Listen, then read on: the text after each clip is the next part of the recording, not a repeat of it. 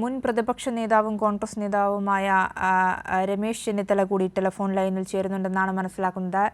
ശ്രീ രമേശ് ചെന്നിത്തല, ജനങ്ങളെ സംബന്ധിച്ച വലിയൊരു നഷ്ടമാണ് കാനത്തിൽ ജമീലയുടെ വിയോഗത്തിലൂടെ ഉണ്ടായത്. ഏത് കാര്യത്തിനും ഒപ്പമുണ്ടായി, എല്ലാ കാര്യത്തിലും ഓടിയെത്തുന്ന ഒരു നല്ല നേതാവിന്, ഒരു നല്ല ജനപ്രതിനിധിയാണ് ജനങ്ങൾക്ക് നഷ്ടമായത്.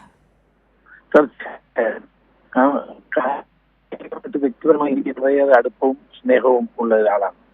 ഞാൻ ആഭ്യന്തരമന്ത്രിയായിരുന്നപ്പോൾ ജില്ലാ പഞ്ചായത്ത് പ്രസിഡന്റായിരുന്നു. അപ്പൊ ആ കാലത്ത് തന്നെ വളരെയേറെ അടുത്ത് പ്രവർത്തിക്കാൻ കഴിഞ്ഞു.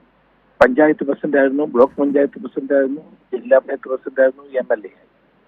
ഈ അസുഖം ഉണ്ടായ സന്ദർഭത്തിൽ എനിക്ക് വിവരം കിട്ടിയപ്പോൾ എൻ്റെ ഏറ്റവും അടുത്ത സുഹൃത്താണ് അപ്പോളോയിലെ റെഡ്ഡി.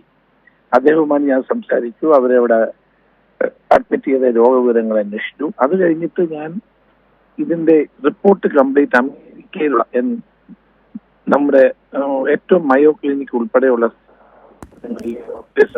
റിപ്പോർട്ട് അയച്ചു കൊടുത്തു. അവർ പരിശോധിച്ച ശേഷം ഇപ്പോഴത്തെ ട്രീറ്റ്മെന്റ് തുടരാനാണ് പറഞ്ഞത്.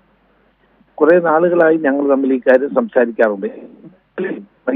ഇന്നലെ ഞാൻ ഫോണിൽ സംസാരിച്ചിരുന്നു.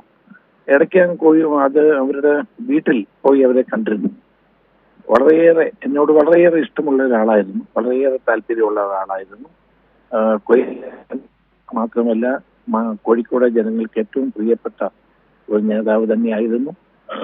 രാഷ്ട്രീയ വ്യത്യാസമില്ലാതെ ഞങ്ങളോടൊക്കെ വലിയ സ്നേഹം പ്രകടിപ്പിച്ചിരുന്നു. ആ കുടുംബവുമായിട്ട് ഈ വിഷയവുമായി ബന്ധപ്പെട്ട് ഞാൻ നിരന്തരമായി അവരോട് സമ്പർക്കത്തിലായിരുന്നു. അത് എന്നാണ് അപ്പോളയിൽ എന്ന് പറഞ്ഞത്. അങ്ങനെ അവിടെ തുടരുകയായിരുന്നു.